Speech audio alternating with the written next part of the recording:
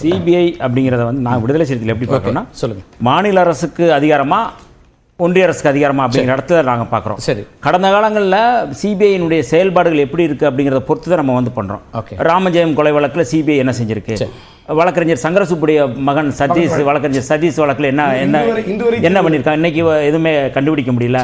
அதே போல் வந்து கோகுல்ராஜ் கொலை வழக்கு தொடர்பாக வந்து விஷ்ணுபிரியா விசாரித்தாங்க, அதில் சிபிஐ விசாரித்தாங்க, அதில் என்ன முடிவு எடுத்திருக்காங்க, சிபிஐ என்ன பண்ண போகிறாங்க அப்படிங்கிறது கேள்விக்குறியாக இருக்குது. அப்போ ஒரு மாநில விடுதலை சிறுத்தைகளை பொறுத்தளவு இது ஒரு மாநில அதிகாரத்தோடு நான் வந்து மாநில அரசோடு நாங்கள் அதை முடிச்சு போட்டு பார்க்குறோம். அப்போ இந்த அரசுக்கு முழுமையான அதிகாரம், காவல்துறைக்கு சிபிஐயை விட இவங்களுக்கு அதிகாரம் வேண்டும் அப்படிங்கிற இடத்துல போகிறோம். ரெண்டாவது இருங்க நான் சொல்லி முடிச்சேன். ரெண்டாவது என்னென்னா, இப்போ இந்த மாணவி வந்து பாலியல் சீண்டலுக்குள்ளாக இருக்கிறாங்க, பாதிக்கப்பட்டிருக்கிறாங்க.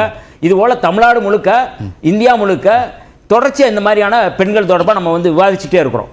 இந்த மாதிரி வந்து குற்றங்கள் நடந்துகிட்டு இருக்கு. அப்போ இதை வந்து ஆக்கப்பூர்வமாக என்ன இது எந்த இடத்துக்கு கொண்டு போகிறது? இப்போ நாங்கள் விடுதலை சிறுத்தைகள் என்னவா பார்க்கணும்னா, பெண்களுக்கு வந்து ஆயுதம் வைத்துக் கொள்வதற்கான ஒரு அனுமதியை நீங்கள் வந்து சிறப்பு மசோதா ஒன்று கொண்டு வரணும். நான் இது வந்து ஒரு பெண்களுக்கான பாதுகாப்பா வந்து நீங்க வந்து கொண்டு வரணும். இப்ப வந்து அவங்க கையில வந்து ஒரு ஆயுதம் சொல்லி முடிக்கிறேன் இருங்க. இது என்னன்னா, இது இந்தியா முழுக்கமான ஒரு கோரிக்கை. ஏன்னா புரட்சியாளர் அம்பேத்கர் அவர்களே விளிம்புநிலை மக்களுக்கு, எஸ்சி எஸ்டிக்கு இவங்களுக்கான பாதுகாப்பை வந்து உறுதிப்படுத்துறதுக்கான ஆயுதம் வைத்துக் கொள்வதற்கான அரசு சட்டத்திலே இருக்கு, பெண்களுக்கு இருக்குது.